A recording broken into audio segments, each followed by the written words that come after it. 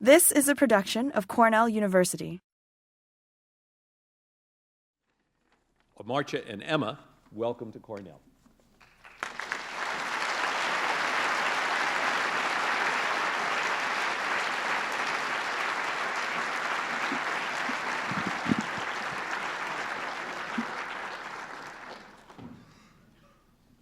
Well, first of all, let me say how very happy I am to be back at Cornell again. It's not only that I have great loyalty to Cornell University as a former member of its academic staff, thanks to the wonderful association I had for many years as Andrew D. White Professor at Large, I think through the 80s. But also, I have so many friends and associates here that there is always something of a homecoming in my visits to Cornell. They're also invariably enjoyable as well as energizing. One result of having strategically placed good friends here, of course, that you get eulogized before you start.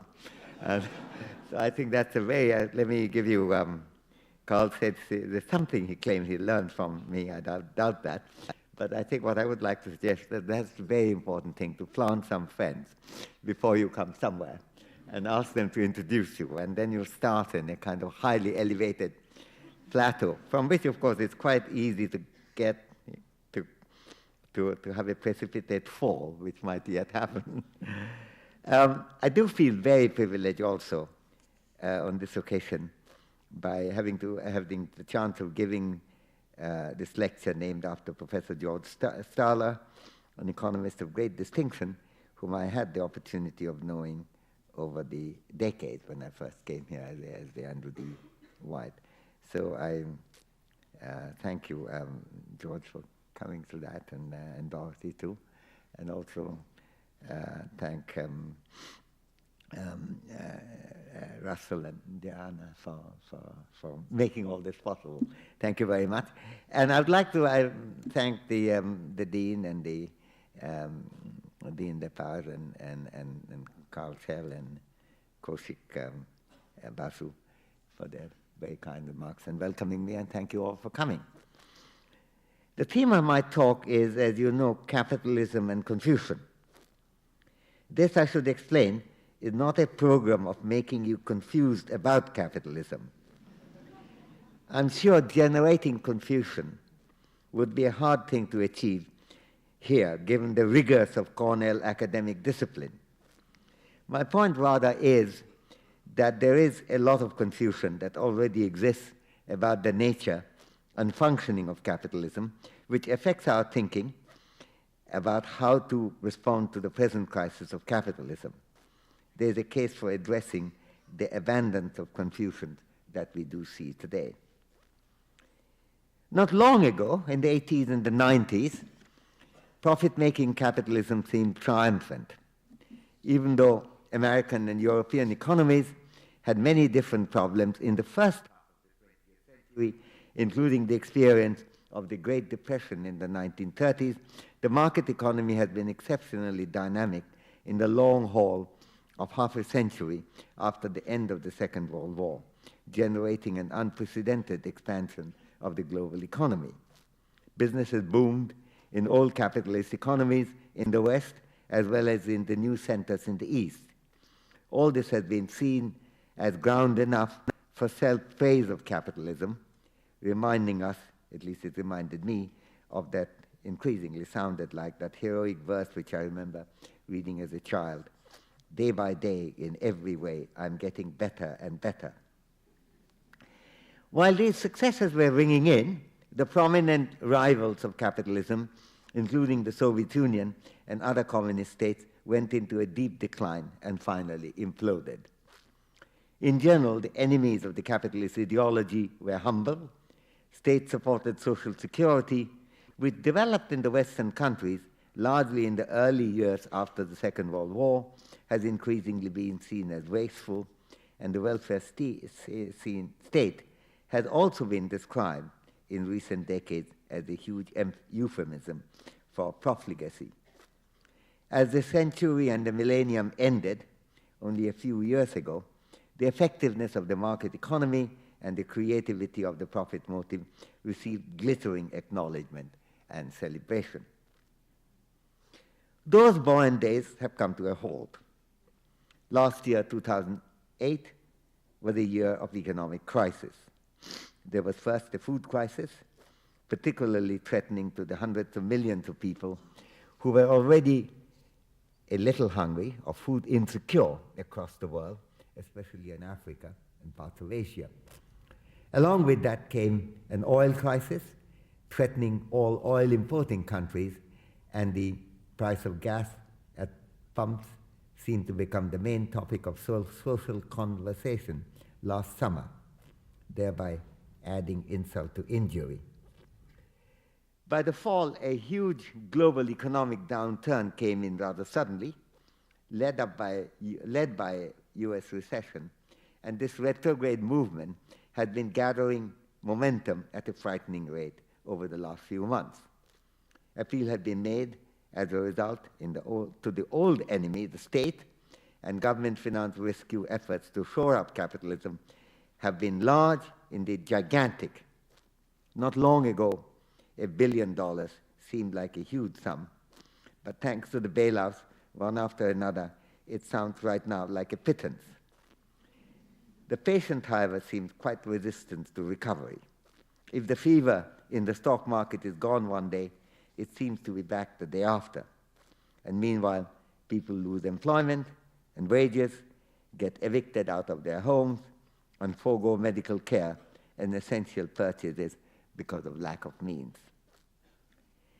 The discomfiture of capitalism and its evident failure to run things satisfactorily have led to repeated questioning of how capitalism should be changed. It's often asked, what reform does capitalism need? How do we get a quote-unquote new capitalism, more sturdy and robust and efficient and also more caring and humane? The search for a new capitalism in one line of thought, and I shall come back to it soon again, but I note first that this is not the only line of thought we encounter today in facing the economic crisis. A second line of reaction disputes the need for taking the present crisis so seriously. Things are not, some have argued, as bad as they look. This is certainly, it's also argued, no long-run problem. It's a bit of a passing glitch, and all we need to do is to grin and sit tight. This line of reaction can be summarized with the help of a song from a decade or two ago, very popular then, called Don't Worry, Be Happy. We got a lot of the intellectual version of that smugness last year, at least in the United States, when various authorities on economic wisdom told us that the fundamentals of the economy were strong. I'm not going to spend much time on this line of obduracy. I believe the captain of the Titanic told something similar to his passengers as his huge ship approached this silly little obstacle. I do, of course, accept that the crisis has been made much worse by bad governance, including by the last US administration, and by bad behavior of some individuals, what John McCain described during the presidential campaign as the greed of Wall Street. But it would be hard to detect nothing more than passing follies of a few people in the biggest economic meltdown that most people in the world have experienced in their lives. And indeed, if a system is so vulnerable to greed, a condition of human mind, greed, that is not exactly new, then how robust can we take the system to be? A third proposed way of addressing the issue, which appeals to some people, is to be much more radical and ask, isn't it time that we gave up capitalism altogether and had something really different, like a good old-fashioned socialism? How do we address that proposal? I must begin by mentioning that in my experience, it's not altogether easy in America to talk about something called socialism, since the term seems to arouse such instant fear and even instinctive revulsion. Socialism has become almost a term of abuse on this side of the Atlantic in a way that is altogether remote from the use of the term in Europe or Asia.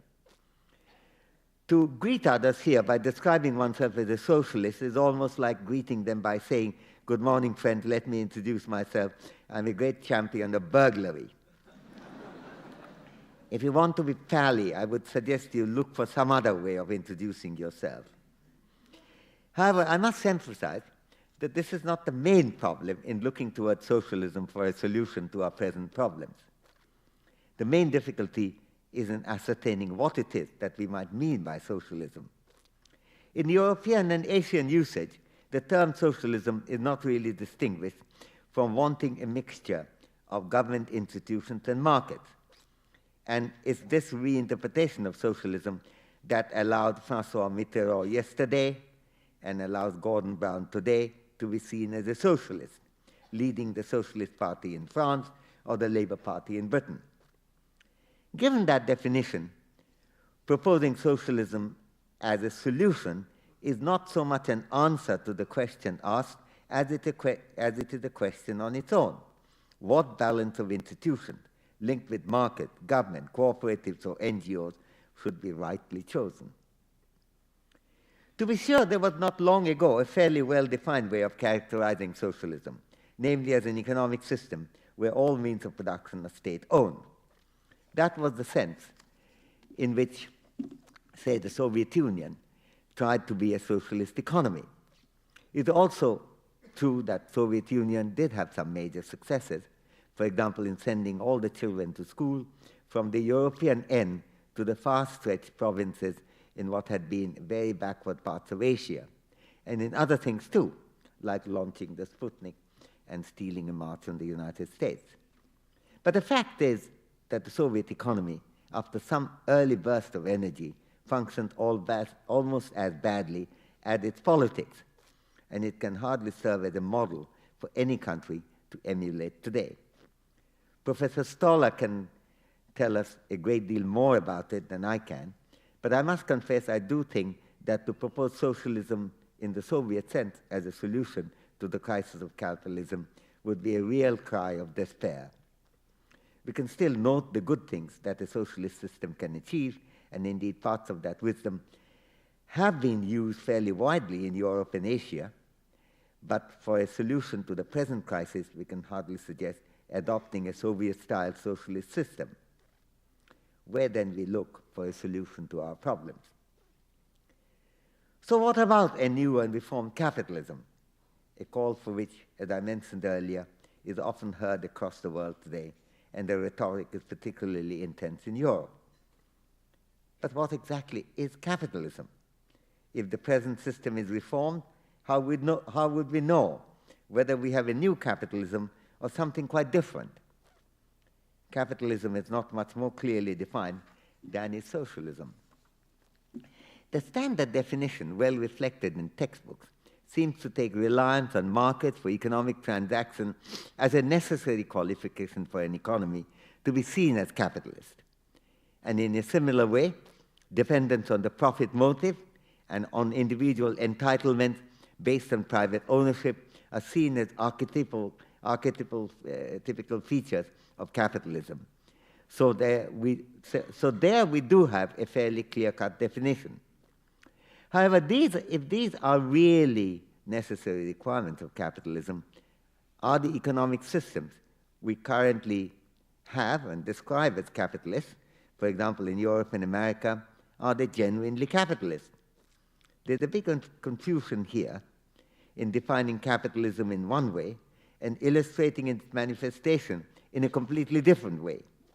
All affluent countries in the world, those in Europe, as well as the USA, Canada, Australia, Japan, Singapore, South Korea, Taiwan, and many others, have depended for quite some time now on transactions that occur largely outside the market, among other things, such as unemployment benefits, public pensions, and other features of social security, and also public provision of school education, healthcare, and a variety of other services.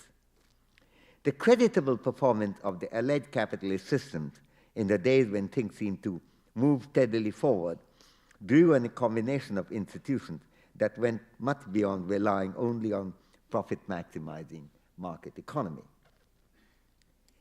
But how did the original theorists of capitalism define the system when the system capitalism was born? The greatest theory of capitalism is meant to be Adam Smith. And certainly Smith did explain with remarkable insight how a market economy operates and how it achieves what it does achieve.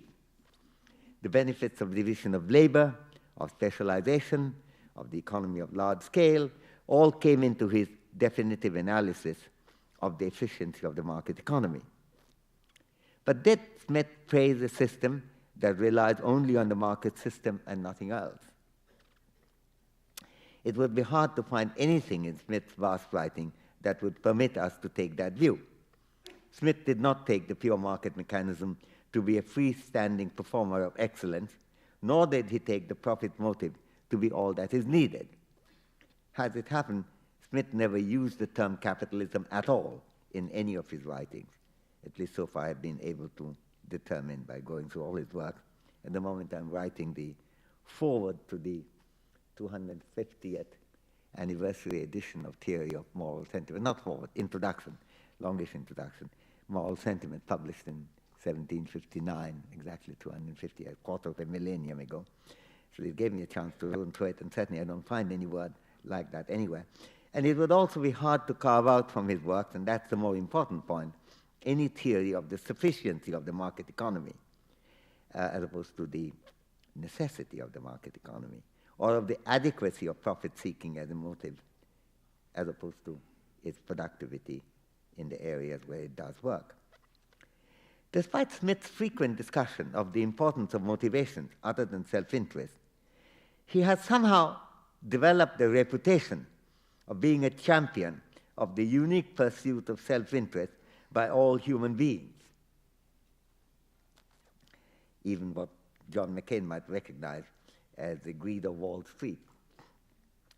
For example, in two well-known and forcefully argued papers, the famous Chicago economist George Stigler has presented his quote-unquote self-interest theory, including the belief that self-interest, I quote, self-interest dominates the majority of men, unquote, on being on quote-unquote Smithian lines.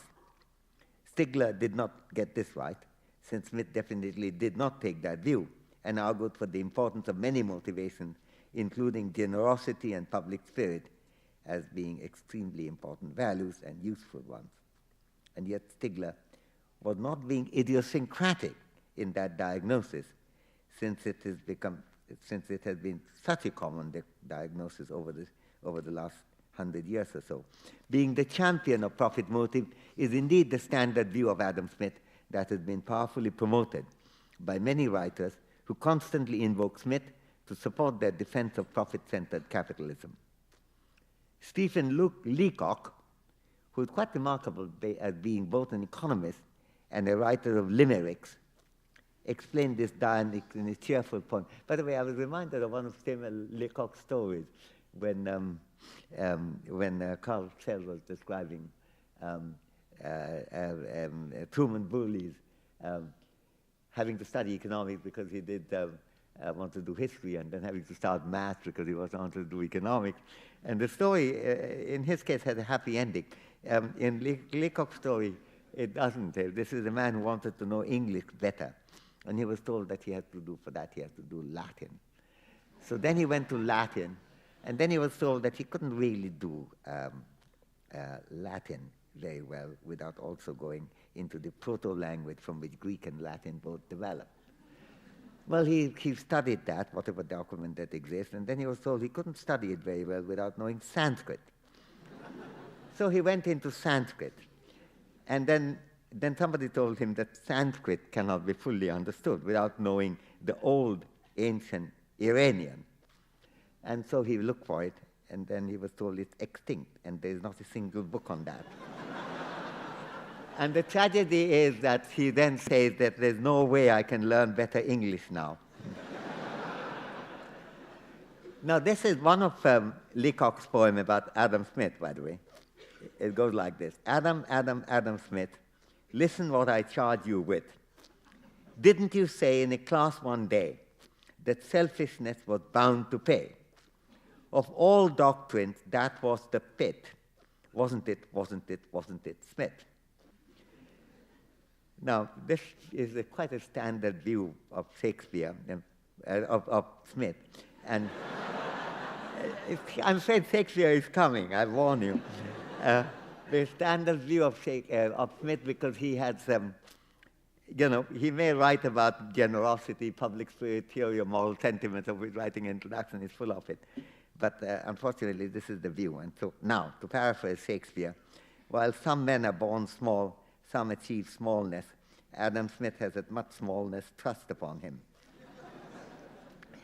A great many economists were, and still are, evidently quite enchanted by something that has come to be called rational choice theory, in which rationality is identified with intelligently pursuing self-interest. Further, following that fashion in modern economics, a whole generation of following that fashion in modern economics, a whole generation of rational choice political analysts and experts in so-called law in economics have been cheerfully practicing the same narrow art. And they have been citing Adam Smith in alleged support of their cramped and simplistic theory of human rationality. By the way, it lost its position quite a bit in economics thanks to the emergence of experimental economics. Economists take experiments seriously, don't. I'm always grumbled that many of us were arguing about the limitation of that model on Smithian grounds, namely just reasoning. But now that it's shown that card players in little experiments don't try to pursue their interests even when they're told to do so, because their generosity tends to break in. There's a great doubt about it in economics, but in politics and law and economics, it's still very strong. One reason for the interpretational confounding is the tendency to confuse the question of defining rationality on the one hand and discussing why people seek exchange in a market economy, a much narrower question which Smith did address. Smith famously discussed that to explain the motivation for economic exchange in the market, we do not have to invoke any objective other than the pursuit of self-interest. In his most famous and widely quoted passage from The Wealth of Nations, Smith wrote, I quote, "It's not from the benevolence of the butcher, the brewer, or the baker that we expect our dinner, but from their regard to their own interest. We address ourselves not to their humanity, but to their self-love," unquote. The butcher and the brewer and the baker want to get our money in exchange for their meat, the beer, the bread to make, and we, the consumer, want their meat, beer, and bread, and are ready to pay for them with our money. The exchange benefits us all, and we do not have to be raving altruists to seek such exchange. This is a fine point about motivation for trade, but it's not a claim about the adequacy of self-seeking for economic success in general, nor is it a claim that people follow only self-interest in their behavior in general. Indeed, Smith explicitly repudiated both these claims. Unfortunately, in some schools of economics, the reading of Smith does not seem to go much beyond those few lines on the baker, the brewer, and the butcher, even though that discussion is addressed only to one very specific issue, namely exchange, rather than distribution and production, and in particular, the motivation for exchange, rather than what makes normal exchange sustainable, such as trust and confidence in each other. In the rest of Smith's writings, there are extensive discussions of the role of other motivations that influence human actions and behavior. For example, Smith argued, in a way that's quite relevant to crisis today, when the people of any particular country, I'm quoting from Smith, people for any particular country have such confidence in the fortune, probity, and prudence of a particular banker as to believe he is always ready to pay upon demand such of his promissory notes as are likely to be at any time presented to him, those notes come to have the same currency as gold and silver money, from the confidence that such money can be had at any time for them, unquote. Smith discussed why such confidence did not always exist. Even though the champions of the baker, the brewer, butcher reading of Smith, enshrined in many economic books, may be at a loss about how to understand the present economic crisis, since people still have excellent reason to seek more trade, even the butcher, the baker, and the brewer, even today, only far less opportunity, the devastating consequence of mistrust and mutual confidence would not have puzzled Smith at all. Smith talked about the important role of broader values for the choice behavior, as well as of institutions, even in the wealth of nations. But it is in his first book, The Theory of Moral Sentiment, which, as I mentioned, was published exactly 250 years ago, that he extensively investigated the powerful role of non-profit values. While prudence, I quote, "prudence is of all virtues that which is most helpful to the individual," unquote, Adam Smith went on to argue that, I quote again, "humanity, justice, generosity, and public spirit are the qualities most useful to others," unquote. Not only did Smith emphasize the importance of values like trust and confidence for good operation of an economy, he also discussed in some detail how an economy may face serious problems because of the excessive search for profits by irresponsible risk-takers whom he called prodigals and projectors. Not only are the terms quite nicely descriptive of the present cowboys of the financial sector, whose single-minded pursuit of rapid profits has played a big role in the genesis of the present economic crisis, but Smith's general analysis on prodigals and projectors is deeply relevant today in understanding what has just happened in the financial world. The implicit faith in the wisdom of the market economy, which is largely responsible for the removal of the established regulations in the United States, not only during the Bush administration, but also during the Clinton administration, going back to Reagan time, tended to assume away the activities of prodigals and projectors in a way that would have shocked,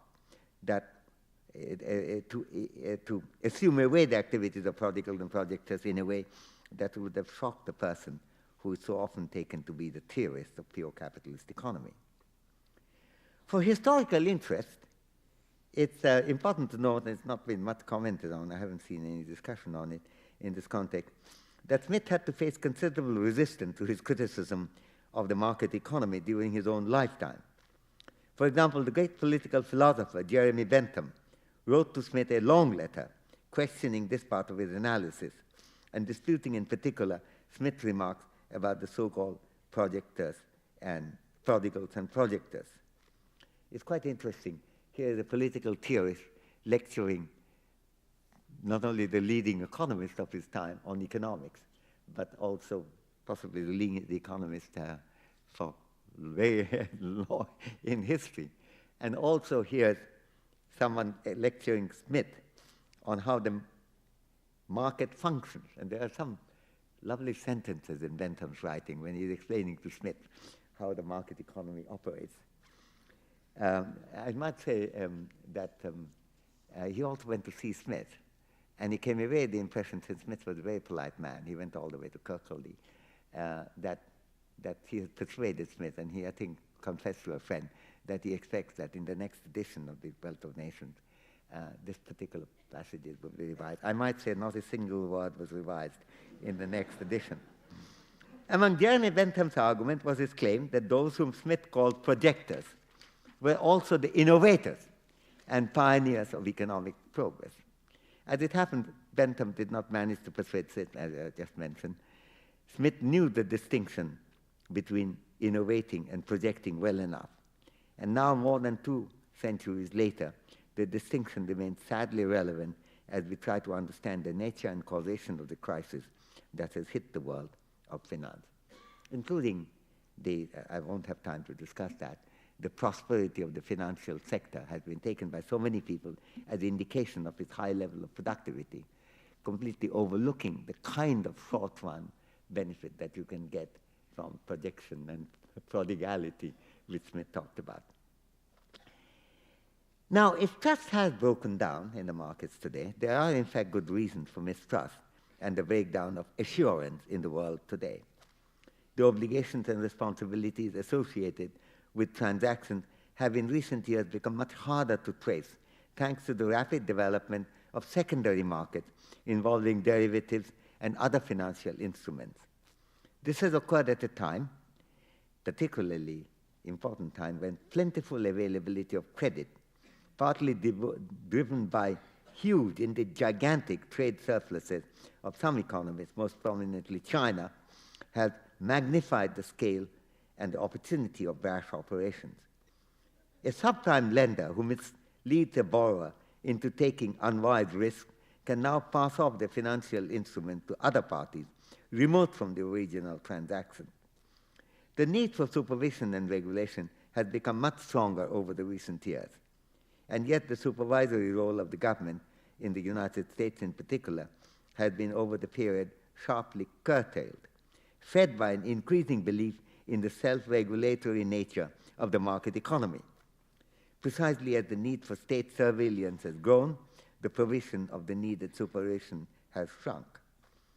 There was a crisis waiting to happen, and we should not have been so surprised but for our confusion about the nature and working of capitalism when the crisis did actually occur. Smith drew our attention not only to the regulatory role of the state, maybe thought to be a negative role, but also to the importance of the state's positive action in support of the well-being and capabilities of people. The state's roles cannot be, his argument indicated, confined only to restraining the market, but must include its supporting functions in safeguarding and promoting human life and freedom. Despite all Smith did to explicate the contribution to well-functioning markets, he also was deeply concerned about the incidence of poverty, illiteracy, relative deprivation that might remain despite a well-functioning market economy. Indeed, he wrote powerfully about each of these problems, in quite extensively in The Wealth of Nations as well, not just in the moral sentiments. He wanted institutional diversity and motivational variety, not monolithic markets and singular dominance of the profit motive. Smith was not only a defender of the role of the state in doing things that the market may fail to do, such as universal education and poverty relief. He also wanted greater freedom for the state-supported indigent than the poor laws of his day allowed. If you took support from the state, you had many restrictions, not being able to travel and so on, which Smith thought was extremely unfair and quite counterproductive. He argued in general for institutional choice to fit the problems that arise, rather than anchoring institutions to some fixed formula, such as leaving things to the market, to which we tend to give more credit in our rather confused way than it deserves. So what was Smith arguing for?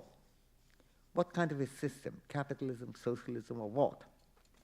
I would argue that Smith was profoundly uninterested in nomenclature and deeply interested in content. What he addressed was the question, what kind of an economy do we have reason to seek? This is a pragmatic approach, inquiring into the balance of institutions, motivations, and social arrangements that would serve us best in our circumstances, specific circumstances. He was uninvolved in worrying about insignia. What are we going to call it when we have identified? The important thing is to get the institution, the behavior, and the social conventions right. And both his books are devoted to it, and to some extent his posthumously published book, Lectures on Jurisprudence, is also. This can indeed be called the pragmatic line, and it is, but it's worth reminding ourselves, since pragmatism is used in different ways, that pragmatism too demands a theory. Smith was a theorist of a very rigorous kind, but his was a theory of practical reason, pragmatic practical reason, not one of suitable nomenclature. If we accept Smith's reasoning, we have to reject all the three alternatives outlined earlier. We cannot, first of all, be just happy and smug with whichever way the market takes us, even as the world collapses and human beings are hurled into misery. Nor, secondly, do we have reason to jump into the failed system of state-run socialism, overlooking the good things that the market and only markets can do, even as it messes up things in other fields. Thirdly, there is use for institutions of different kinds, supplementing each other, and there's no particular case for trying to seek a plural system under the flattering banner of a reformed new capitalism. We need a reasoned choice of institutions and practices, and we can try to do the best we can. It does not matter much what we call such a system. However, in our confused way, if we both see capitalism as a freestanding system that generates success, and also capitalism as just exclusive reliance on the market economy run by the profit motive, then it would not be surprising that non-market institutions would look like impediments that could be gainfully dropped without penalty. If we do not want to return to the situation of vulnerability and instability experienced over the recent past, and to the iniquity and unfairness of the longer run history of what's been called capitalism, we have to understand that we do need genuinely plural system of diverse institutions chosen with their functions in mind.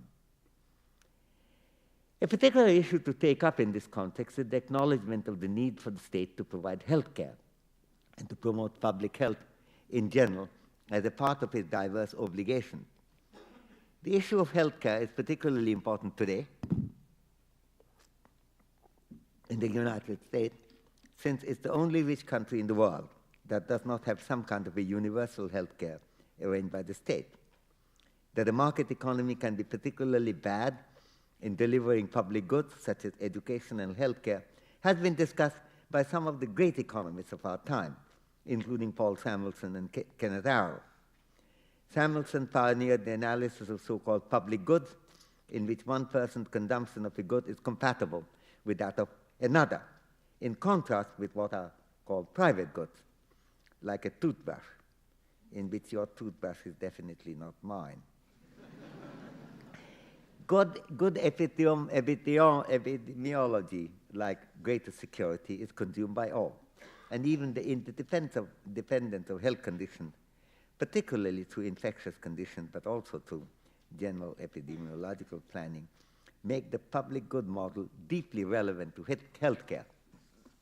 Samuelson's demonstration that the market economy got confused and confounded about the allocation of resources for public goods applies well enough to public health.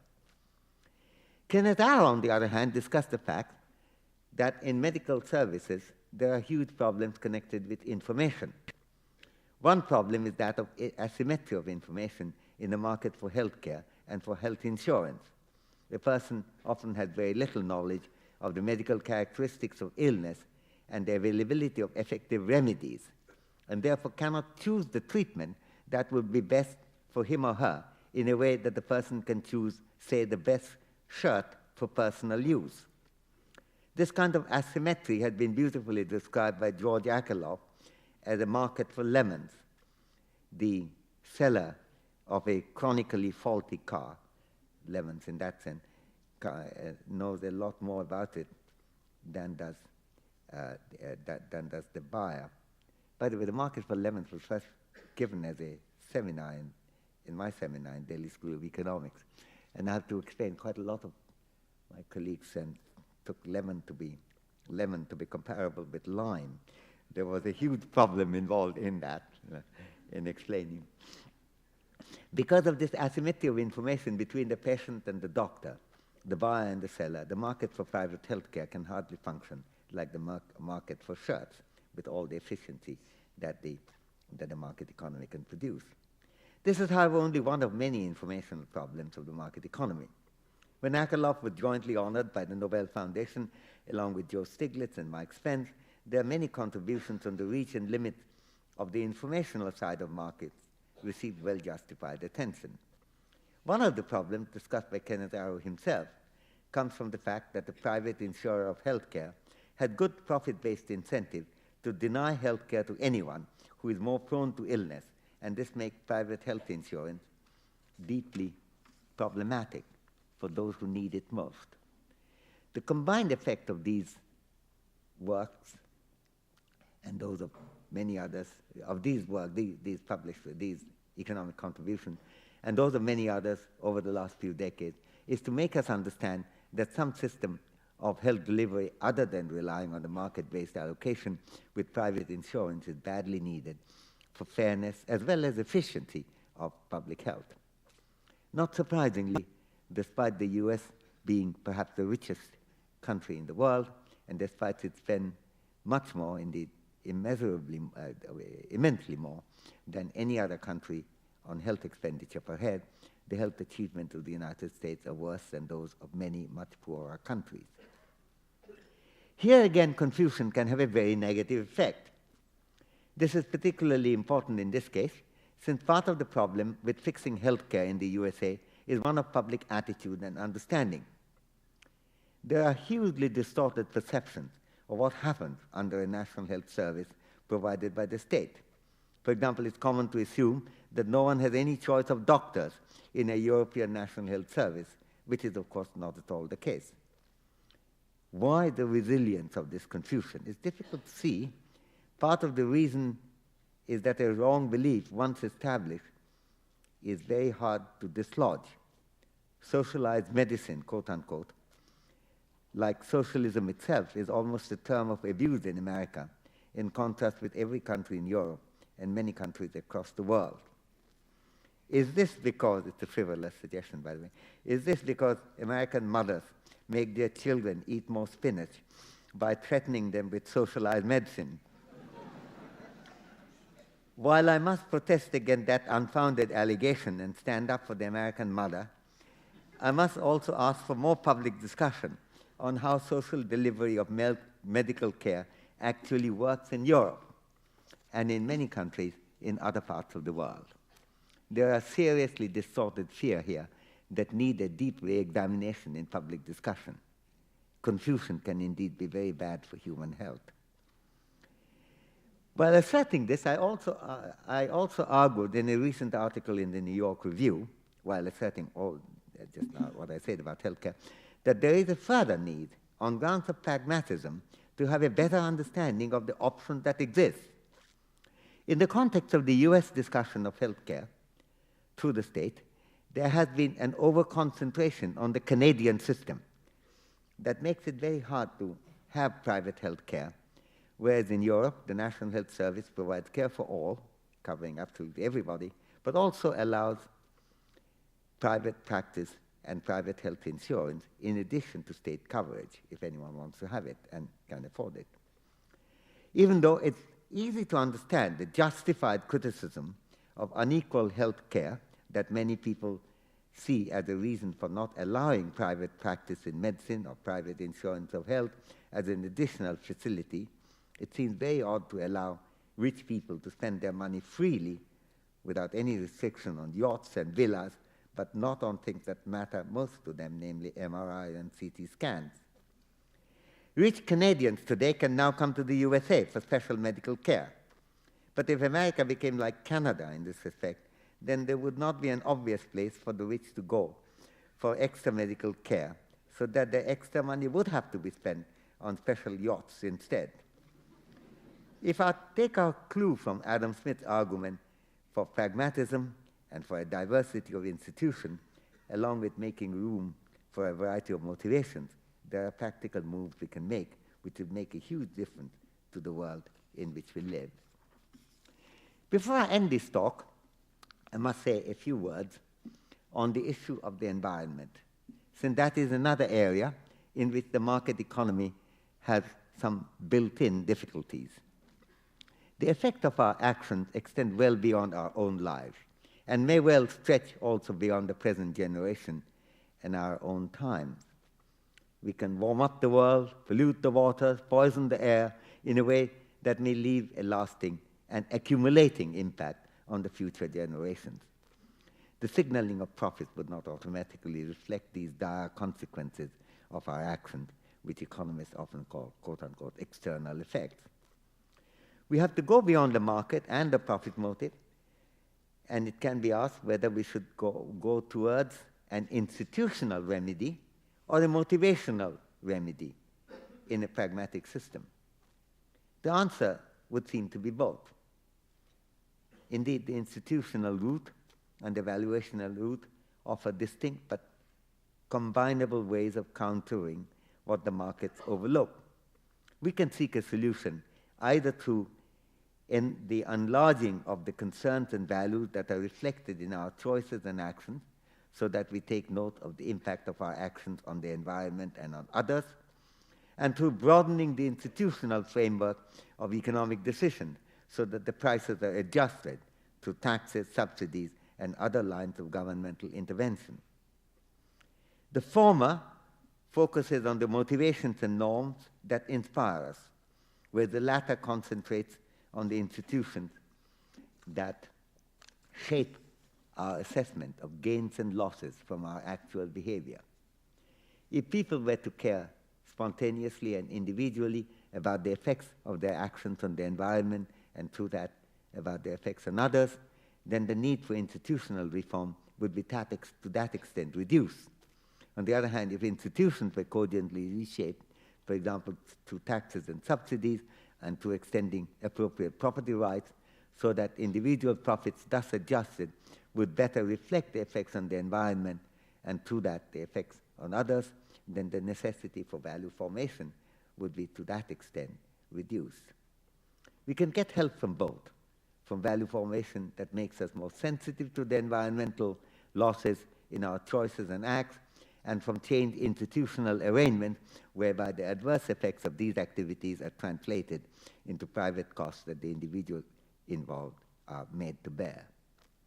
There's a great need for pragmatism in dealing with these problems. Institutional reforms would undoubtedly have a role in making the environmental issues receive more attention and response. The valuational route, too, can be very useful, demanding that we base our behavior taking note of our duties as responsible citizens of the world. Each has an important but limited reach, and the two can work together to supplement each other. What is centrally important is to try to avoid the confusion that make us shun pragmatic solutions based on open-minded analysis of the actual options and their actual effects. The alternative to dogmatic adherence to some pure form of capitalism on the basis of some belief in its imagined magnificence is not socialism, supported by an equally credulous belief in the imagined efficiency, in its imagined efficiency, but careful and informed reasoning to choose combination of institutions and motivations and conventions. Reason has been the main source of strength of human beings since we evolved as a species.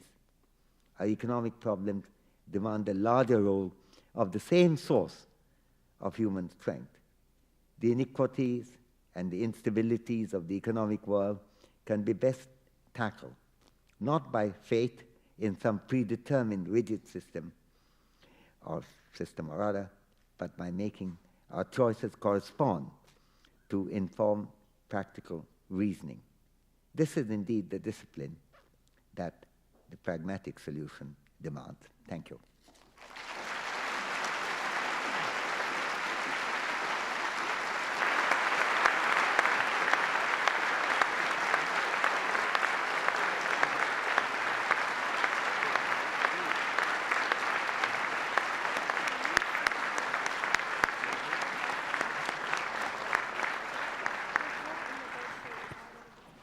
There's a mic here, and there's another one there. Russell, okay. So it's open for some questions. We don't have too much time, but a little bit. And yeah, you can, the best way maybe for you to actually show up over to one of these, and I'll take the questions in order. Or if you're planted somewhere where you can't extricate yourself, just raise your hand, and I will try to spot you. Yes, let's start. Yeah, if you just speak loudly. One of the last things that was touched on was environmental issues. Yeah. Can you tell us who you are, your name, and yeah? I'm Robert Potter. I'm from SUNY Geneseo. One of the last things that was touched on was environmental issues and how we need to form values, and to also include I think what wasn't suggested was some sort of like an environmental tax on pollution. And I guess what my question is. Thank you. What my question is, how do we deal with sort of a race to the bottom that is a big problem now, where if we include the pollution tax, the polluters are just going to go somewhere else with their business where they don't have the values or the economic deterrence to pollution. Yeah. Is this working? Not yet. I'm switched it on. I've done what I could.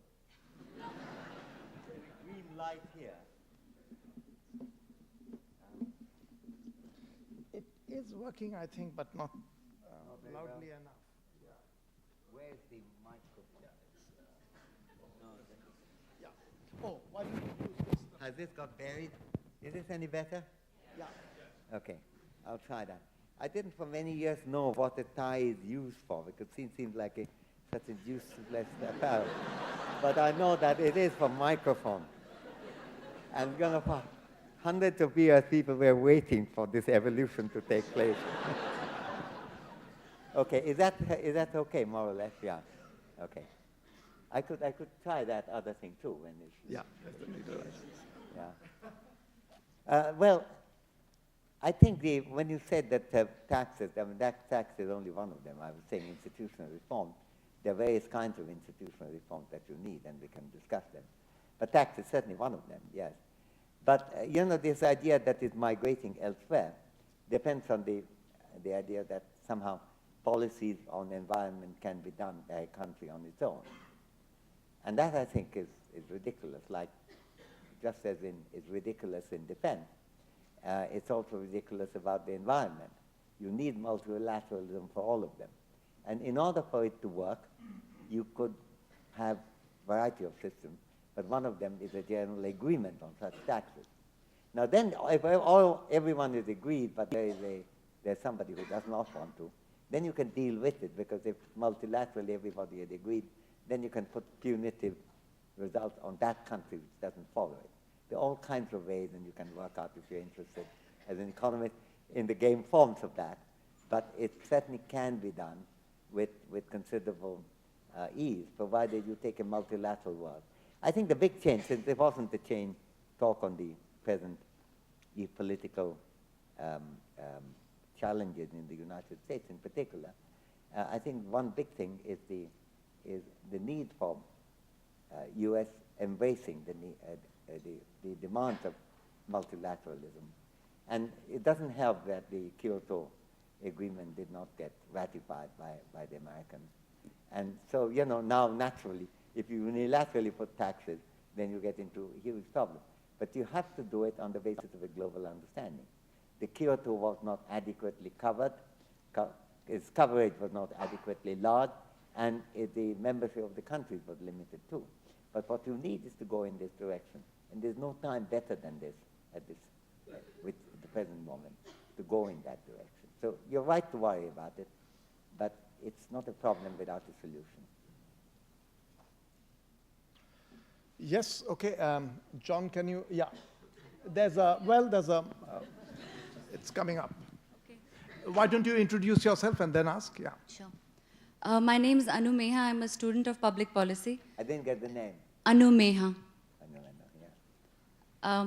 A lot of things that you discussed were in the context of the state and its people. How would you discuss some of the same issues given the context that a lot of states right now are much smaller than other commercial entities such as corporations? And secondly, a lot of decisions that states may take right now to protect their people in a globalized world can affect people in other countries in an adverse manner.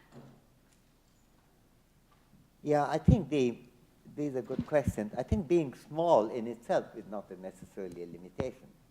A lot of countries have done very well thanks to being small, including Singapore and Hong Kong in its time and so on. But you're right that there are a lot of countries who are also poor and very concerned about these issues. So that if you think in terms of this, in terms of a global deal, you have to think about global justice at many different levels. I shouldn't try to sell my book, but there is a book of mine which is coming out called The Idea of Justice, which is really a book on philosophy, really. It's almost only, well, it's more of a pure philosophy writing than I've done for some time.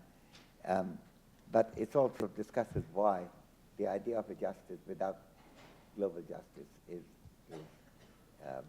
unviable in the world. It's always been unviable, particularly unviable now, for some of the reasons that you are concerned with. So I think you have to, when you have to think about this, and this relates to the question that Robert asked, which led me to talk about the multilateralism. I think you need multilateralism in dealing with these issues as well. And it's that line we have to think about. Now, you're not going to get to the perfect solution straight away, but it's a question of whether you can do a better solution. One of the main arguments of the book is that at the time of the Enlightenment, European Enlightenment,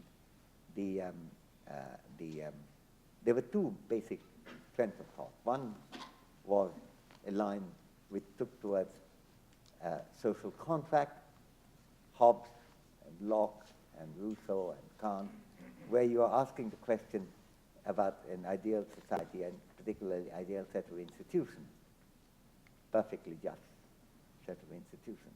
Rawls's theory, in contemporary world, John Rawls's theory of justice is almost entirely addressed to perfectly just institutions. And there was another line of reasoning, Adam Smith, whom I mentioned, Marquis de Condorcet, whom Carl Schell mentioned, and others, including Mary Wollstonecraft, the pioneering feminist writer, not read as much as she should be, because she's really profoundly important and very important in my book too. And others, including John Stuart Mill and Karl Marx, they were concerned not with what is an ideal society, but what would make the society change and make it better. They were concerned with such issues: abolition of slavery, removal of the lack of educational facilities for girls, abolition of slavery, White, Condorcet, White, Smith, removal of the facilities, educational facilities for girls, particularly White, Condorcet, removal of unproductive state interference in trade, particularly White, Smith. There are a number of prominent issues. And there are similarly a number of prominent issues today. And it's a pity that the theory of justice, pretty much all of them now, whether it's Rawls or Nozick or Dworkin or Pohnke or Nagel, have all tend to be on what I would call transcendental institutionalist form. What's the idea of society? What you have to see is what makes things more just rather than the just society. And it's in that context you have to put that situation into that. And you won't get to a just society, but you can improve the present situation a lot more than you have at the moment. So the kind of question that you're asking, the kind of question that engaged Roland, happens to be very important in providing a theory of comparative justice. And that's really quite important. And the thesis I was quoting is that a comparative theory of justice today requires comparative global justice in a way you cannot avoid. And by the way, it's Smith, particularly in the theory of moral sentiment, who makes that point dramatically and very powerfully. Okay. I'm afraid, why don't you come up, and in the meantime, yeah, if you decide to speak loud. Okay, yes, go ahead. And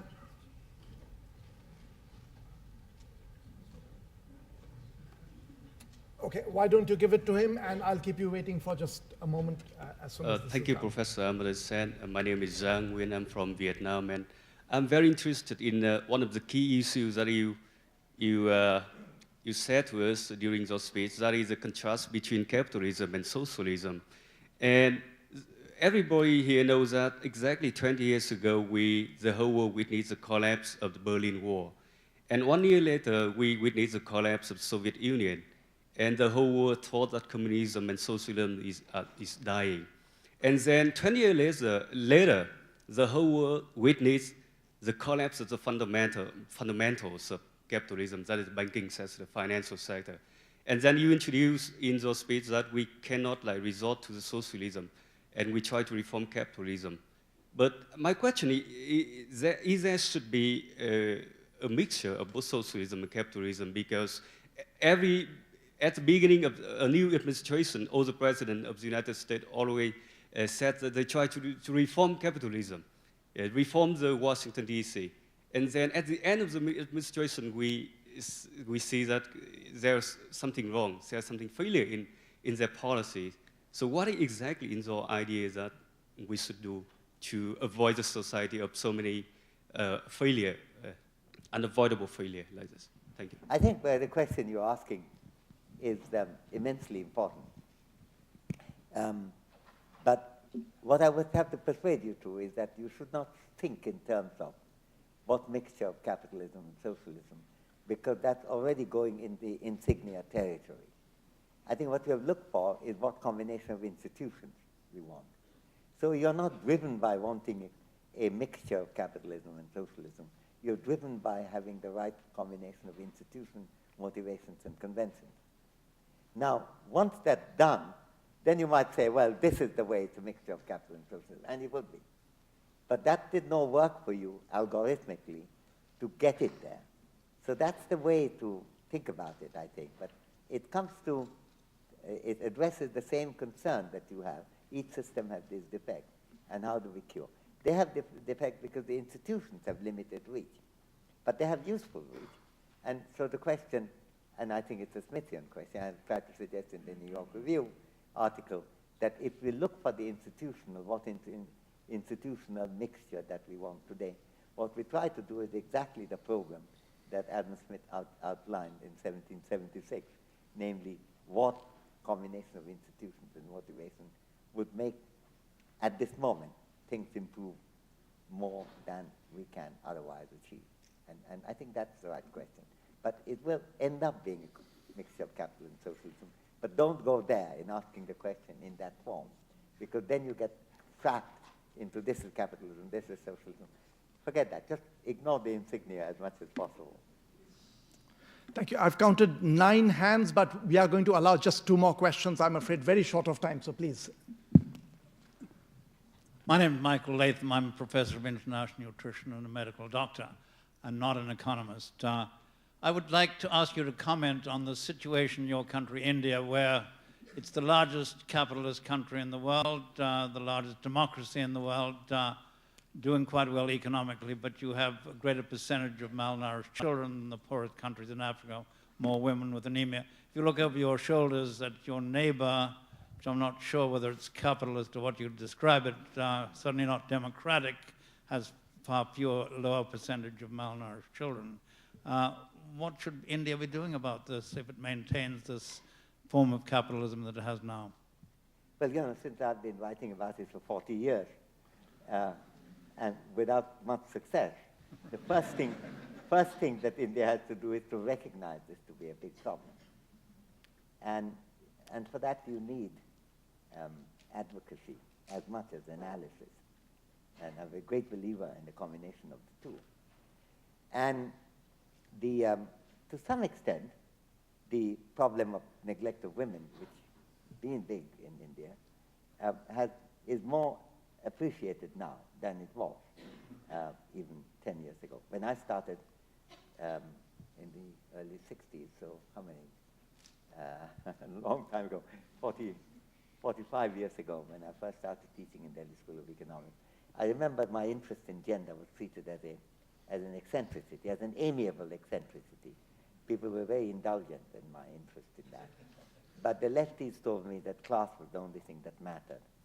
And the righties told you that inequality is not the right thing to worry about. Once the country progresses, everyone is going to be fine. But it so happened that the feminist movement and advocacy, which is quite strong in India, has had the effect of getting that recognized. This hasn't yet happened to the child thing as much. And in the trust that I set up with my Nobel money, one in Bangladesh, one in India, called Pratichi Trust, we have annual meeting. Last meeting we had particularly on this subject, on child undernourishment. But I don't have that much time, and Kaushik is going to cut me out if I go on too long. But let me say that there is a linkage between these two. Undernourishment of children have many issues. It partly connects with the distribution of income too. I mean, along with undernourished children, there are a lot of fat children too. So there is a question of class bias as well. There's no question that exists. But there is a connection with gender bias, because a lot of the undernourishment of the children begin as low-weight babies.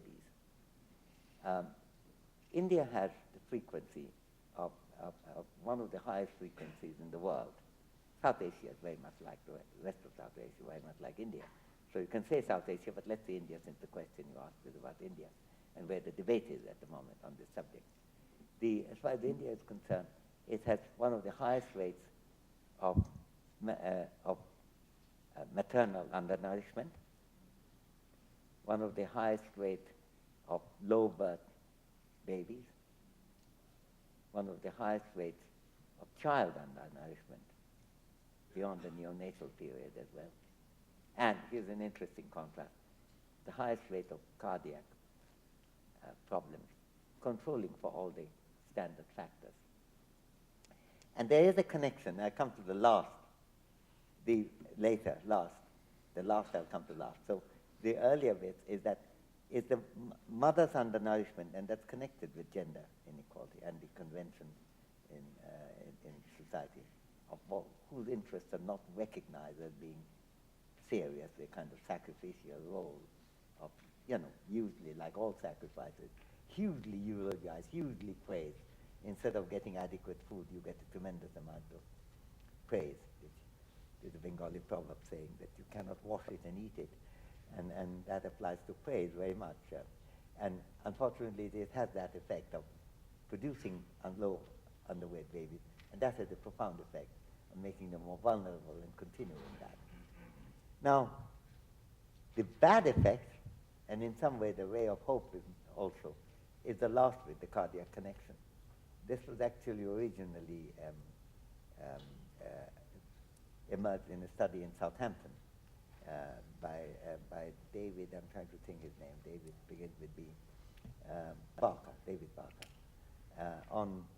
on this, that he had a Southampton in Britain ratio of relation and of birth weight and cardiac thing. So having a long period, 70, 80 years, these children become older and get into the cardiac period, and found a high correlation of low birth weight babies and high cardiac thing. Partly because one of them is the arteries don't develop so much in the womb, so that you're always more vulnerable. I was told by a British doctor that when they're operating on many Asians, South Asians, they are told to watch out for the fact that the arteries might be a smaller size. So there is a connection. There are other things. They're also much more prone to diabetes. Don't know the connection. Barker has a lot of things. He's a doctor. And there was a fair amount of discussion in it in the Lancet and British Medical Journal. And of course, one of the odd things is, of course, the cardiac things affect men much more than women. Now, I have to say that as a non-believer, I'm always very happy when there's some evidence of the existence of God. But the penalty of treating women badly, hitting men and having much harder cardiac, which seems to be as close to an evidence that I can trust and like as I have encountered. And so you have to link it up with the deprivation of other kinds in India, particularly gender deprivation. But thanks for asking that question. I was saying I'll allow one more question, but I don't think there is time. And since I didn't tell which of the 9 hands I was going to pick on, no one need feel individually bad. At this point, let me call upon our president, David Scotten. Times in my life I have read your work, never had the honor to meet you. Before I went to India the first time, I read some of what you had written over those years, and more recently, less expertly, read some of your work in economics. But when I was listening to your discussion, I couldn't help thinking about higher education because of where we are today. When you were talking about, I'm a physician, when you were talking about asymmetry of information, it reminds me of some of the markets in higher education. Absolutely. And when you talked about how the markets cannot always be assumed to do the right thing, and implied but didn't say about haves and have-nots, We also have that in the world of higher education. And I just have to take 1 minute of the time to ask whether you think a market system as we currently use it, a market system which I view as quite individual, a department or even an individual faculty can produce a market of her or his own for students, for research, and so on. Should we impose some sort of external view on the higher education rather than leave it in somewhat of a market-based situation, which doesn't always turn out to the common good? This has to be another lecture, which will give me another reason to come back here. And I would be very grateful if you managed to make slightly larger planes land here. It will make a transition much easier. But I think it's a very exciting question you're asking. Of course, the market, I'd say two things. First of all, the market is not, at least in private health insurance, there's a kind of doctors you pay and insurance you pay, etc. But the education system is quite remote from that in many ways, because you don't pay basically connected with that, because all of them are subsidized in one way or another. So that I don't think there's ever a reliance on the market economy. So in some ways, what we are gunning at is not so much reliance on the market only, but also whether we are using the power that we happen to have intelligently. And there is a multilateralism issue too, because there are different universities having their own policies and how we could coordinate. So I would look definitely into a great extent in that direction. When I was in India, I was quite involved in some of the issues of planning of higher education in the 60s and 70s, 60s in particular. But I think it required, in India, much more than here, required a much greater integration of the system, even though they were run by the government. They didn't have that feature of integration. But the second thing is that the contrast is not so much the market as opposed to the external view, because it is also an internal view to assess things without market as to how is it going. I think people have, the issue of, I'm sure in Cornell you have, since you are leading it, we have much greater democracy on that. But there is a question often raised, and it comes up in Harvard often, as well as in other institutions now, because all of them is reeling under the economic downfall, is whether the decisions are, being adequately democratically discussed by the faculty or not. So there's a big problem there. And I think, I don't want to give a second plug to my book, but the main hero of my book is public discussion of my book, The Idea of Justice.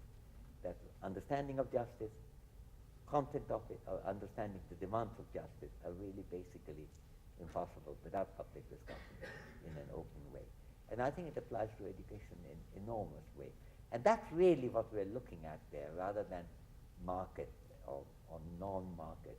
We have to go certainly beyond market, but also a more discursive, more dialogic system than the current we have. I fear even in the United States in general. So thank you. Well, we, as many other schools, are suffering some strains right now, and we could do no better than to learn from you the importance of making the information more symmetrical and having a more discursive conversation. So thank you. Now I'll return to my dry, prepared remarks. Anyway, we're very, very pleased that you could come here. And I want to make, since you have very gently plugged your own work, I want to put a small plug in for a work of Kaushik and Ravi Kanbur. Yeah, which I could have done that way. I'm going to do it on your behalf. Yeah, will you do that? Yeah. So they edited a new book, a very new book, called Arguments for a Better World, Essays in Honor of Amartya Sen, recently published by Oxford University Press. Everyone should rush out of here and get it as soon as possible.